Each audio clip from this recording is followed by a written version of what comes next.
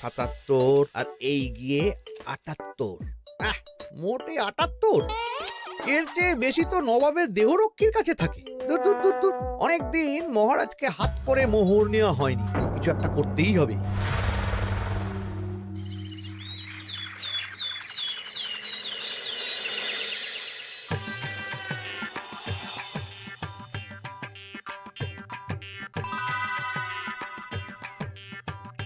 কই গো, কিছু কি ঠিক করলে? রাজকুমারের জন্মদিনে কি উপহার দেবে? হ্যাঁ গো, পেয়েছি। এই দেখো।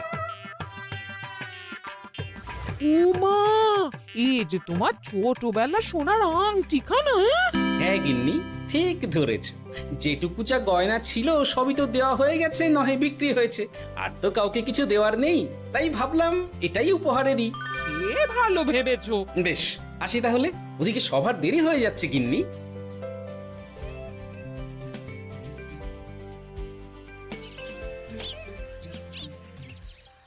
আচ্ছা শোনো, একটা কথা বলতে ভুলে গেছিলাম। আজ একটু তাড়াতাড়ি বাড়ি এসো, শাড়িওয়ালাকে আসতে বলেছি দুপুরে। আবার শাড়িওয়ালা কেন? আরে তুমি ভুলে গেলে, সামনে আমার মন্দির বিয়ে, তার জন্য নতুন শাড়ি লাগবে না গো। একমাত্র বড় মাসির মেয়ে বলে কথা। বুঝলাম। তো ওই একটা শাড়ির জন্য আবার আমাকে থাকতে হবে? 3টে শাড়ি উপহারের পাশাপাশি আমারও একটা শাড়ি চাই। হ্যাঁ আচ্ছা, তুমি নতুন শাড়ি নিয়ে কি করবে বলো তো? বিয়েটা তো তোমার বংশীর। বলি, সারাটা জীবন তো এই এক কাপড়ই কাটিয়ে দিলাম, কি দিয়েছ তুমি আমায়? কেন, এই নিজেকে? আমার মতো স্বামী আর কোথাও পাবে? ও সব মন ভুলানো কথায় আর চিড়ে ভিজবে না, তাড়াতাড়ি আসবে বলে দিলাম। হ্যাঁ অগত্যা।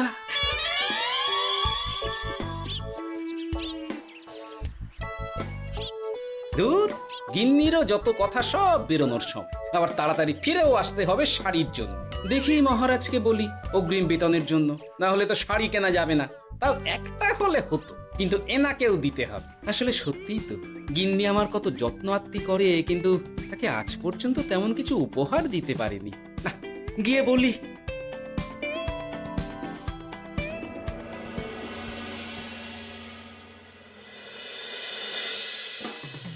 রাজকুমারের জন্মদিন উপলক্ষে যে আপনারা এত উপহার এনেছেন তার জন্য অনেক ধন্যবাদ। আপনাদের সকলের আশীর্বাদ ও ভালোবাসা আমি রাজকুমারের কাছে পৌঁছে দেব। এ আর এমন কি মহারাজ, জানেনই তো রাজকুমার আমাদের সকলের কাছে কত প্রিয়। ঠিক ঠিক। কিন্তু আমি অবাক হচ্ছি, আপনার প্রিয় গোপাল জন্মদিন ভুলে গেছে দেখে। এখনো পর্যন্ত তার কোনো পাত্তাই নেই। হ্যাঁ তাই তো, গোপাল আসেনি কেন? এসে গেছি মহারাজ। তা বলি, এসে তো উদ্ধার করে দিয়েছো। আজ রাজকুমারের জন্মদিন, সে কথা কি মাথায় আছে? ক্ষমা করবেন মহারাজ, আসলে ওই রাজকুমারের উপহার আর গিন্নির আবদার এসবের জন্যই আমার দেরি হয়ে গেল আর কি। এই নিন রানীমা, আমার তরফ থেকে রাজকুমারের জন্য ছোট্ট উপহার। অনেক অনেক ধন্যবাদ গোপাল। তবে মহারাজ, আমারও একটা অনুরোধ ছিল। কি? আমাকে যদি অগ্রিম বেতন হিসাবে কিছু মোহর দেন, তাই নিয়ে আমাকে একটু তাড়াতাড়ি বাড়ি ফিরতে হবে। উনি বলবেন আর ওনাকে দিতে হবে, মামা বাড়ির আবদার। যেটা জানেন না তার মাঝে এত কথা বলেন কেন? হ্যাঁ, আসলে মহারাজ, আমার গিন্নির বোনের মেয়ের বিয়ে সামনে, তাই গিন্নি আবদার করেছে ওই নতুন শাড়ি কেনার জন্য। জানেনই তো বিয়ে বাড়ির কত খরচা, তাই। এ তো খুব ভালো কথা, কিন্তু অগ্রিম বেতন কেন? এমন একটা ভালো খবর দিলে আমার তরফ থেকে তোমার জন্য কিছু মোহর উপহার। এই না। ধন্য মা আপনি। আপনার মতো মা থাকতে সত্যি ছেলের কোনো চিন্তা থাকে না রানীমা। ইস, বেটা আবার সুযোগ বুঝে মোহর পেল। কেন যে আমার এমন হয় না। এবার তাহলে আসি মহারাজ, গিন্নি ওদিকে অপেক্ষা করছে। হ্যাঁ হ্যাঁ, যাও যাও, আজ তাহলে সভা এখানেই শেষ করলাম। মহারাজ, আপনার সাথে আমার একান্তে কিছু কথা আছে, আমি অন্দরমহলে গেলাম। রানীমার আবার হঠাৎ কি হলো, ব্যাপারটা দেখতে হচ্ছে।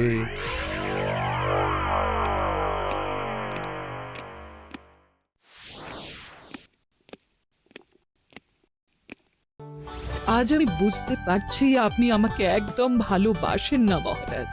ও কি কথা বলছো রানী? একদম ঠিক বলছি। নিজের গিন্নির আবদার মেটানোর জন্য গোপাল কত ভাবে, নতুন শাড়ি কিনে দেবার জন্য অগ্রিম বেতন অব্দি চাইলো, আর আপনি? আমি তো রাজা, আমি কেন বেতন চাইবো? সেটাই তো, রাজা হয়েও আপনি কখনো এমন কিচ্ছু করেননি, কিচ্ছু না। আহা, রাগ করে না। আমি তোমাকে সব থেকে সুন্দর শাড়ি উপহার দেব, একেবারে সোনার সুতোর কাজ করা মুক্ত বসানো শাড়ি। এমন শাড়ি কেউ কখনো দেখেনি। ও মা, সত্যি? আচ্ছা, এই ব্যাপার। গোপালের কথা শুনে এবার মহারাজ ও রানীমাকে উপহার দেবে? ধুর, আমারই ভাগ্যটা খারাপ।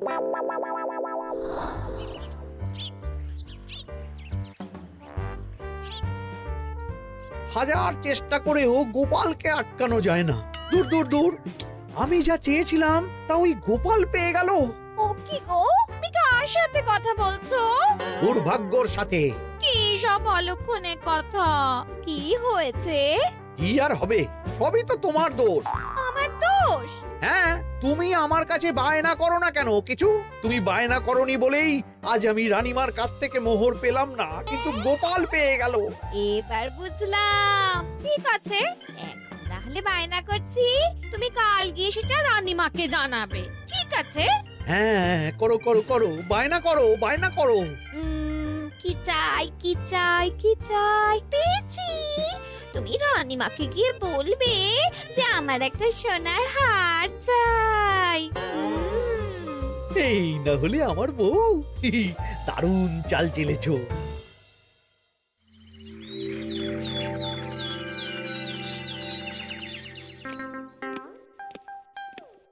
কি গো মন্ত্রী, আজ যে তুমি দেরি করলে বড়।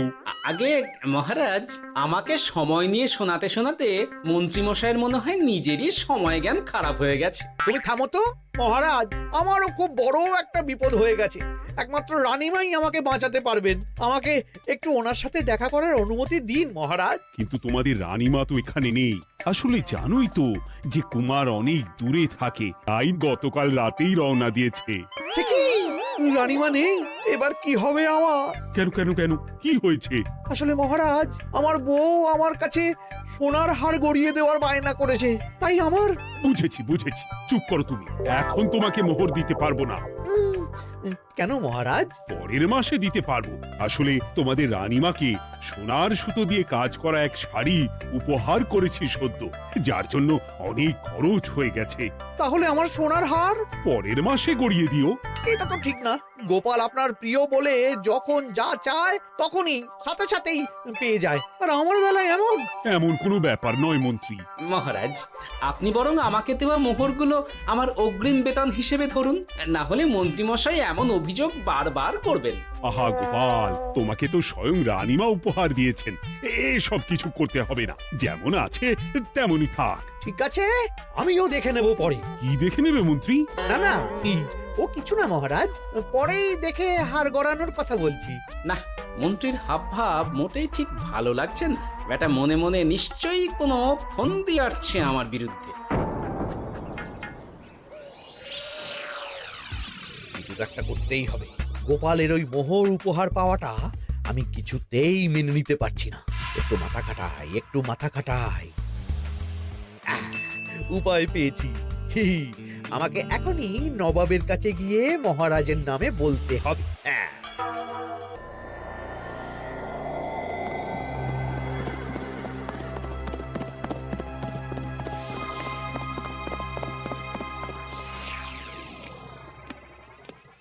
প্রণাম নবাব বাহাদুর। আরে, এ যে কৃষ্ণনগরের রাজা কৃষ্ণচন্দ্রের মন্ত্রী, তো হঠাৎ এখানেই কেন? আমি নবাব বাহাদুরকে আন্তরিক ধন্যবাদ জানাতে এসেছি। কিসের জন্য? এই যে আমরা খুব খুশি রাজা কৃষ্ণচন্দ্রের মতো একজন শক্তিশালী রাজা পেয়ে। শুধু সামরিক বলেই নয়, আর্থিক, সামাজিক, রাজনৈতিক সব দিক থেকে। আর এটা সম্ভব হয়েছে আপনার মতো একজন নবাবের মহারাজের ওপর কৃপা দৃষ্টির জন্য। বলতেটা কি চাইছো তুমি? তেমন কিছুই না, আপনার গুণগান করছি। নইলে আপনিই বলুন না, আমাদের মহারাজ কখনো সোনার সুতোয় বোনা মুক্তোর কাজ করা শাড়ি কিনে রানীমাকে উপহার দিতে পারে? কি সোনার শাড়ি? হ্যাঁ, এমন দামি শাড়ি যা হয়তো নবাবের কাছেও নেই। ঠিক আছে ঠিক আছে, তুমি এখন আসতে পারো। আর শোনো, আমি তোমাদের রাজ্য পরিদর্শনের জন্য লোক পাঠাবো। কবে কখন সেটা কাল তোমাদের সূচনা পাঠিয়ে দেবো, কেমন? তো ঠিক জায়গাতেই আগুনটা ধরিয়েছি মনে হচ্ছে। বেশ, ব্যাপারটা আমার মোটেই ঠিক লাগছে না উজির। কৃষ্ণচন্দ্রর মতো এক সামান্য রাজা এত দামি শাড়ি কিনলো কি করে? কালো বাজারি করছে না তো? আমিও একই কথা ভাবছিলাম হুজুর। এক কাজ করো, কালকে কৃষ্ণনগরে খবর পাঠাও। 2 দিন পর রাজকার্য পরিদর্শনের জন্য তুমি সেখানে যাবে। সব খতিয়ে দেখবে, আর কিছু বেগতিক বা গরমিল দেখলে সেটা বাজেয়াপ্ত করে নেবে, কেমন? আর কে হুজুর?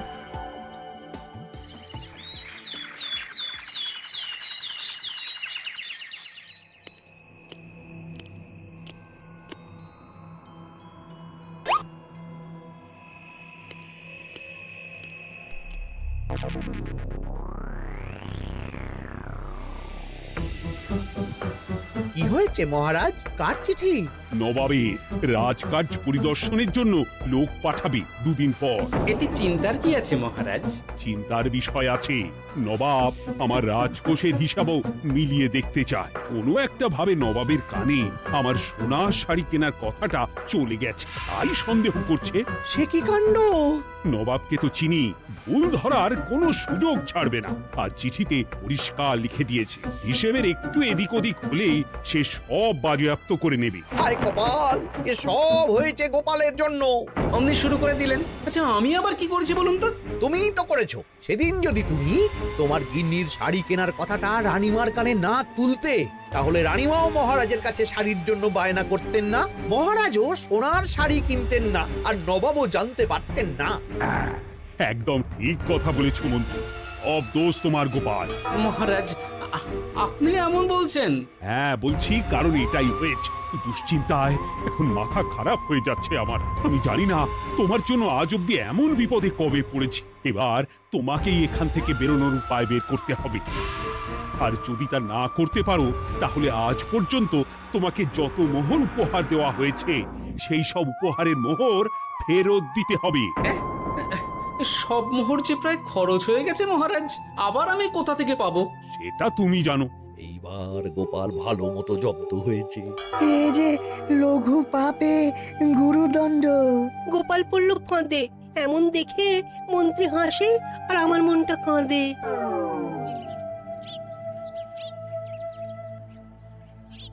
এখানে বসে কি করছো গো গিন্নি? এসে পড়েছ? ও মা, তোমার মুখটা এমন শুকনো দেখাচ্ছে কেন? আর বলো না, এই হিসেবের ঠেলায় সবকিছু বেহিসাবি হয়ে যাচ্ছে একেবারে। আচ্ছা, তুমি কি করছিলে ওই রসিদগুলো নিয়ে? দেখে হিসেব করছিলাম এ মাসে অনেক খরচ হয়েছে কিনা, সেই বুঝে পরের দিনগুলো চালাতে হবে গো। কি বললে? রসিদ দেখে হিসেব কষা? রি, এটা তোমার মাথাতেই আসেনি। ধন্যবাদ গিন্নি, আরো একবার তোমার জন্য এই যাত্রায় আমি বেঁচে যাব মনে হচ্ছে। বেঁচে যাবে কেন? কি হয়েছে? আচ্ছা, আমাকে আবার একটু রাজপ্রাসাদে যেতে হবে। আমি এলাম গিন্নি। কি যে বলে লোকটা, কিছুই বুঝতে পারি না। হ্যাঁ,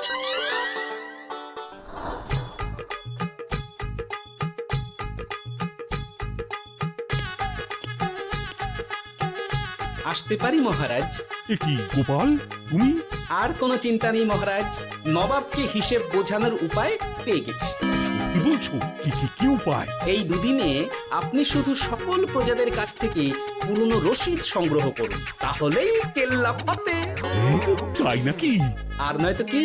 তবে এ ব্যাপারে মন্ত্রী মশাইকে কিন্তু কিচ্ছু জানতে দেওয়া যাবে না। শুধু আমি যা বলছি তাই করুন মহারাজ। সে তো বুঝলাম, কিন্তু প্রজাদের থেকে পুরনো রসিদ সংগ্রহের কথা ঘোষণা করলেই মন্ত্রী এমনিই জানতে পেরে যাবে। চিন্তা করবেন না মহারাজ, আমার কাছে এটারও উপায় আছে। আপনি শুধু খেয়াল রাখবেন যাতে এই কথা 5 কান না হয়। বাকিটা ভরসা রাখুন, কৃষ্ণনগরের একটা ঘাসও নবাব বাজেয়াপ্ত করতে পারবে না।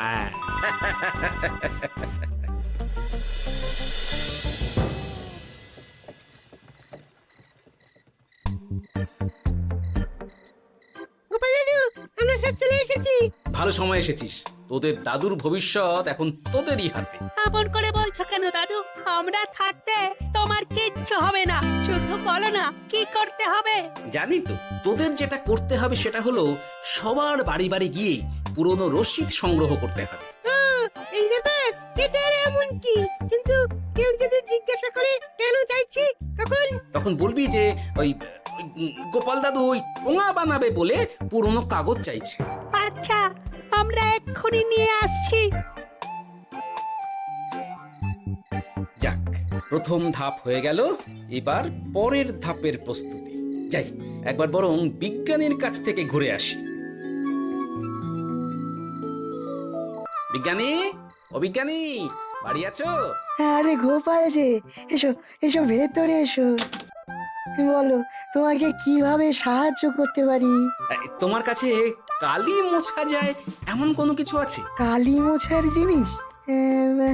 হ্যাঁ, একটা তরল রাসায়নিক পদার্থ আছে যেটা সব ধরনের কালি তুলে ফেলে। দাঁড়াও দিচ্ছি। অনেক ধন্যবাদ বিজ্ঞানী।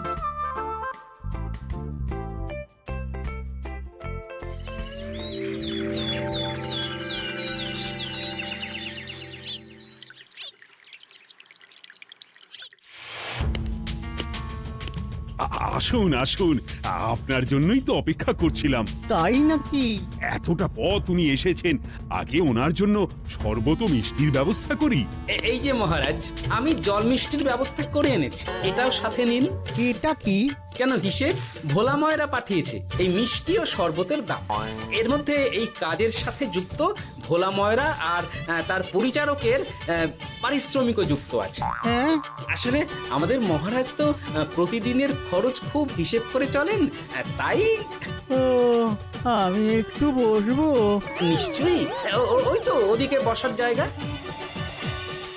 আপনি কি হাওয়া খাবেন উজির সাহেব? তাহলে রশিদে ওটাও যুক্ত করব। মস্করা হচ্ছে? আহা, রেগে যাচ্ছেন কেন? আপনার সাথে মস্করা করার মতো স্পর্ধা আমার নেই উজির সাহেব। আসলে মাসের শেষ তো, তাই একটু বেশি হিসেবে চলতে হচ্ছে আর কি। আমাকে হিসেব দেখাচ্ছ? আর রাজা কৃষ্ণচন্দ্র যে সোনার সুতোয় বোনা শাড়ি কিনতে পারলো, সেটার হিসেব কোথায়? একটা সামান্য রাজা এত অর্থ পায় কোথা থেকে? এ আবার কেমন কথা? মহারাজ যা কিনেছেন সেটা তো তার জমানো অর্থ দিয়েই কেনা। আমি বিপথে কোনো কাজ করি না। সেটা তো রাজকোষের হিসেব দেখলেই বোঝা যাবে। শুনে রাখো গোপাল, একটুও যদি হিসেব এদিক ওদিক দেখি না, তাহলে সব বাজেয়াপ্ত করে দেব। কোনো চালাকি নয়, কোনো চালাকি নয়। বেশ, তবে করুন হিসেব। আমাদের কাছে কিন্তু সব কিছু রসিদ আছে। কই গো, আনো সব, আনো আনো।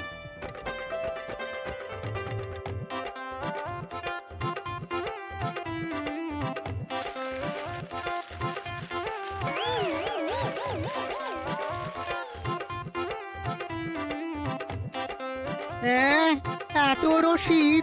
আপনি বরং নিশ্চিন্তে হিসেব কষে নিন, আমরা আসি।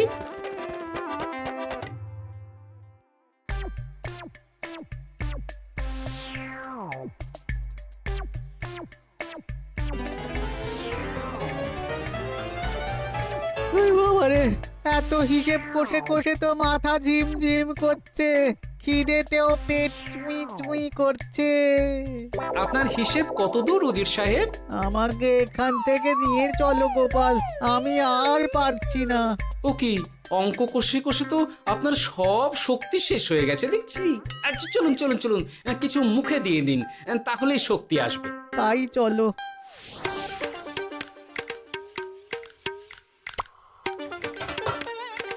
নিন, এটা হলো দুপুরের খাবার, আনাজ মশলা, এমনকি রান্নার ঠাকুরেরও পারিশ্রমিকের হিসেব। এবার আমি পাগল হয়ে যাব। আমি আর কোনো হিসেব দেখতে চাই না। সব সময় কি আর তো হিসেব নিয়ে চলা যায় নাকি? কি আর করা যাবে বলুন? হিসেবে না চললে আপনি তো মহারাজের উপার্জনের উপর সন্দেহ করবেন, আর বেশি খরচ হলেই সম্পত্তি বাজেয়াপ্ত করবেন। তাই বলে সব কিছুতেই হিসেব? কোনো একদিকে বেশি খরচ হলে বাকি দিকগুলো এভাবেই কম করে চলতে হয়। কি ঠিক বলিনি? আমি আমার ভুল বুঝতে পেরেছি গোপাল, এবার আমাকে রেহাই দাও। আসলে তোমাদের মন্ত্রী নবাবের কাছে গিয়ে তোমাদের রাজা নামে উস্কেছে। কি? মন্ত্রী এই রে খেয়েছে, এবার পালাতে হবে দেখছি। ঠিক জানতাম মোহরের জন্যই এত কিছু। তাই তো নবাব এমন করেছেন। বেশ, এবার আমি ফিরে গিয়ে নবাবকে সব জানিয়ে দিচ্ছি। সত্যি গোপাল, তোমার তুলনা হয় না। আর মন্ত্রী, আগে মহারাজ, তুমি যা করেছো তার কোনো ক্ষমা নেই। তোমার জন্যই আমার এত হয়রানি হয়েছে। ভুল হয়ে গেছে, আমাকে ক্ষমা করে দিন মহারাজ। গোপালের ওপর হিংসে করে এমন করেছি, আর হবে না। একটা সুযোগ দিন মহারাজ। হ্যাঁ মহারাজ, সুযোগ দিয়েই দিন। বেশ, তবে তোমার শাস্তি হলো রানীমাকে আমি যে সোনা শাড়ি কিনে দিয়েছি সেটার পুরো দাম তোমাকে আমায় দিতে হবে। হ্যাঁ?